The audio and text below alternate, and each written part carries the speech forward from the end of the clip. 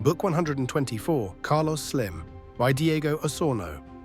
In Carlos Slim, The Power, Money and Morality of One of the World's Richest Men, investigative journalist Diego Osorno strips away the carefully curated myth to expose the man behind the empire. This is no sanitized rags-to-riches fable.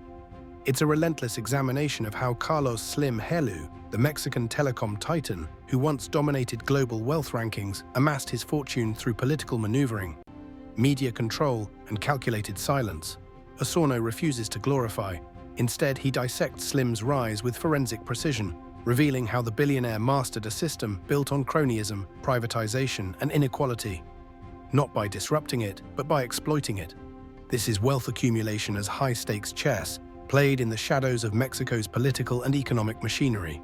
Why this book stands apart: a Latin American reality check.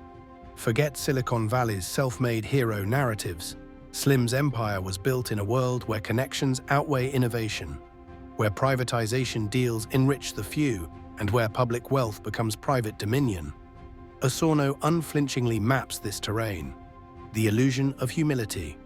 Beneath Slim's crafted image as the unassuming businessman lies a media mogul who understood that true power thrives in silence. Osorno exposes how Slim's ownership of newspapers, TV networks, and telecoms shaped not just markets, but public perception itself. The billionaire's bargain. Can one man's fortune be morally justifiable in a nation where millions struggle in poverty?